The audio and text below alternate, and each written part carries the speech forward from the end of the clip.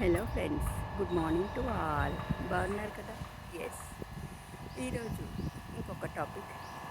ఒక మహారాజు, ఆయన సభ ఎప్పుడు లక్ష్మీ సరస్వతులు కలిసి ఉన్నట్టుగా కలకలలాడుతూ ఉండేదట.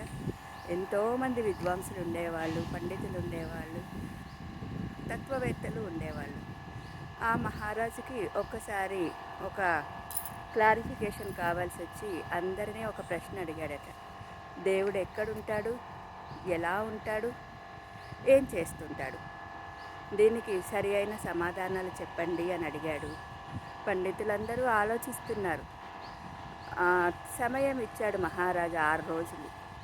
4 రోజులు గడిచిపోయాయి, 5 రోజులు గడిచిపోయాయి. పండితులందరికీ ఎలా సమాధానం చెప్పాలో అర్థం అవ్వట్లేదు.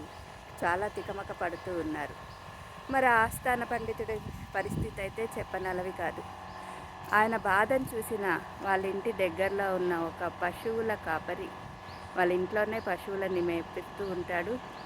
ఏమైంది, మీరు ఇలా ఉన్నారు డల్గా అని అడుగుతాడు. అంటే ఇలా అడిగారు అని చెప్తాడు ఆ పండితుడు.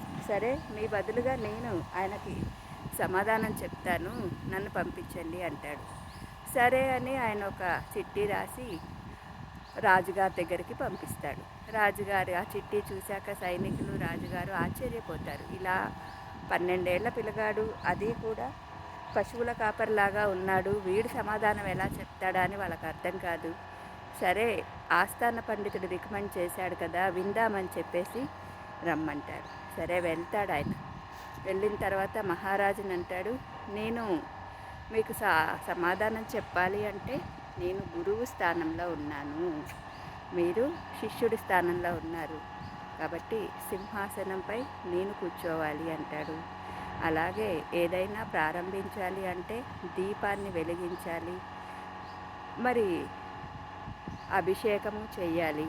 ఈ 3 పనులు చేశాక నేను సమాధానం చెప్తాను అంటాడు. సరే అంటాడు రాజుగారు. ఒక దీపాన్ని వెలిగిస్తారు,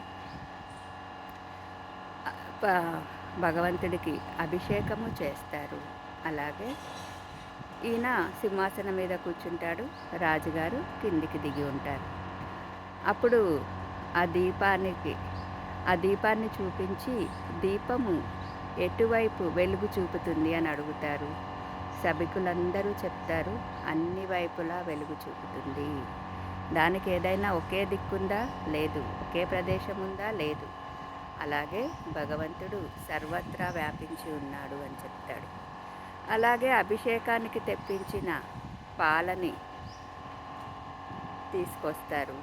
ఆ పాలను చూపించి, దీంట్లో వెన్న ఎక్కడ ఉందో ఎవరైనా చెప్పగలరా అంటే, లేదు, ఎందుకంటే ఉన్నది వెన్న కానీ చెప్పలేము అంటారు.